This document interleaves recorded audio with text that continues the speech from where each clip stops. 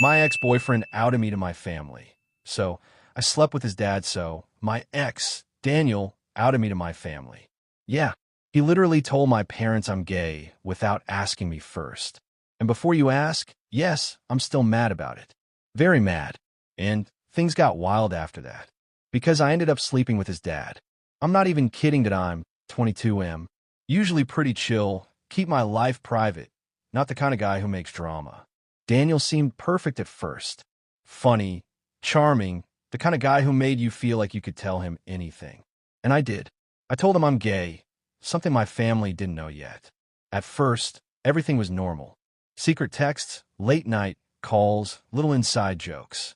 I honestly thought he cared about me. Then came the day my mom called me, sounding off. Panicked, confused, disappointed. That's when I realized Daniel had told her. And not in a hey, he trusts me. Thought you should know way.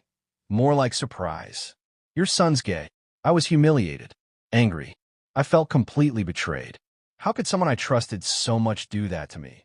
I wanted him to feel what it's like to be powerless. That's when I noticed his dad, Mr. Whitman. Always polite at family dinners, kind of flirty in this weird, subtle way. Honestly, I never thought about it before, but now. My brain had ideas. I started small. Casual texts, small compliments, finding excuses to be alone with him. And he responded. Way too well one night, it escalated. And honestly, it felt like power. Like I was taking back some control. It wasn't just about sex. It was about telling Daniel without saying a word, I'm not the one you can hurt. The next day, Daniel acted smug, thinking he still had the upper hand. Little did he know. The game had changed. In part 2, I'll spill how Daniel found out, how our families reacted, and how messy everything got. Trust me, it gets way more chaotic than you think. Part 2. So, after what happened with his dad, Daniel had no idea what was coming. I didn't just get revenge quietly. No, I made sure he felt every bit of the humiliation, confusion, and shock he caused me. And yes, it got messy. Like full-blown family chaos messy. The morning after, I kept things casual around his dad.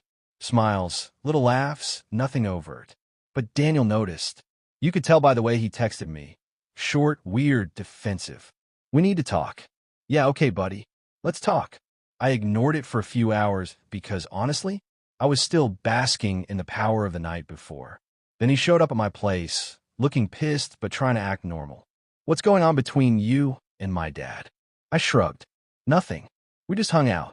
He froze. That split-second pause told me everything I needed to know.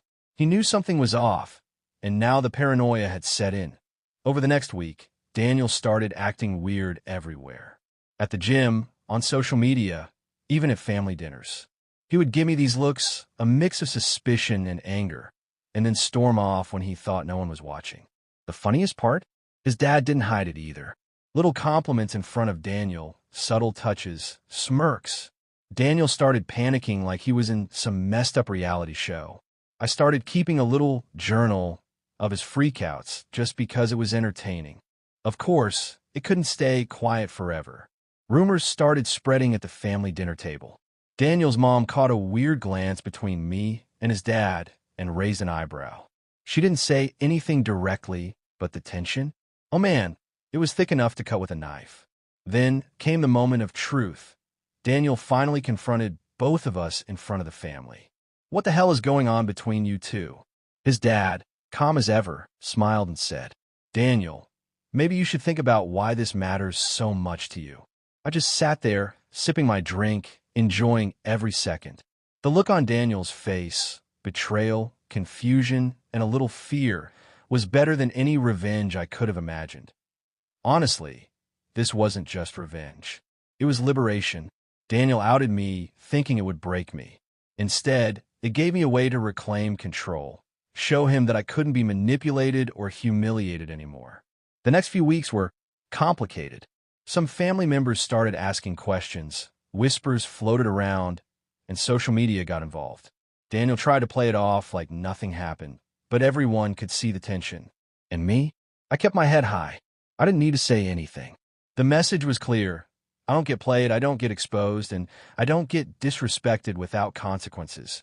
Daniel eventually moved out of town for a few months to cool off, but honestly, it felt like a victory lap. His dad and I, we kept things complicated, but the point was made. He learned, in the most painful way possible, not to mess with me. And me? I finally felt free.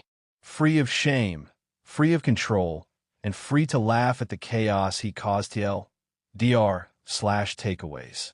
Don't betray someone's trust. Ever. Revenge doesn't have to be loud. Sometimes it's subtle, messy, and psychological. Power can come from the most unexpected places, even the ex's dad. Part 3. Alright, here's where everything finally comes crashing down. Daniel thought he could mess with me and get away with it. He was wrong. So wrong. By the end, his life, his pride, and his smug attitude got the full chaotic treatment, and I walked away feeling untouchable. After part 2, things didn't calm down. Daniel's paranoia only got worse. He started avoiding family events, posting cryptic stuff on social media, and even muting me everywhere he could. But everyone could see the tension. Everyone knew. His dad and I, we kept things quiet in public, but private. Let's just say the power dynamic was in my favor.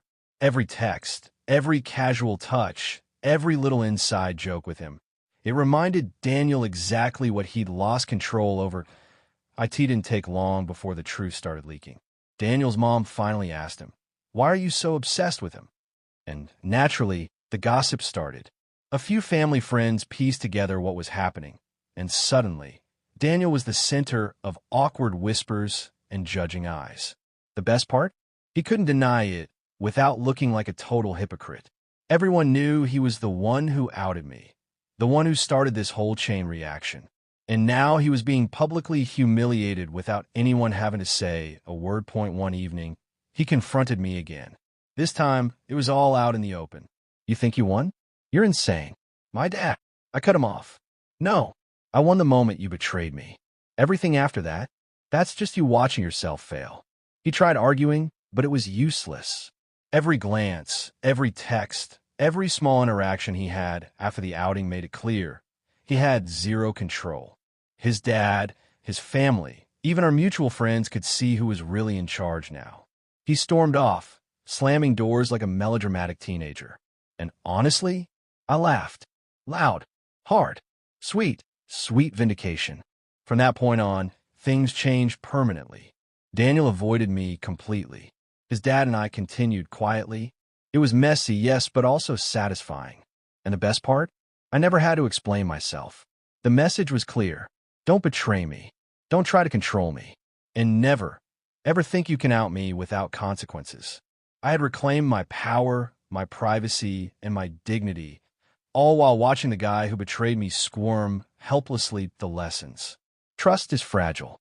Don't betray it. Revenge doesn't need to be loud. Subtlety can hurt harder. Power can come from the unlikeliest of places, even the ex's dad. Being true to yourself is the ultimate victory. By the end of it all, I wasn't just free from Daniel's betrayal. I was untouchable, and honestly, it felt incredible.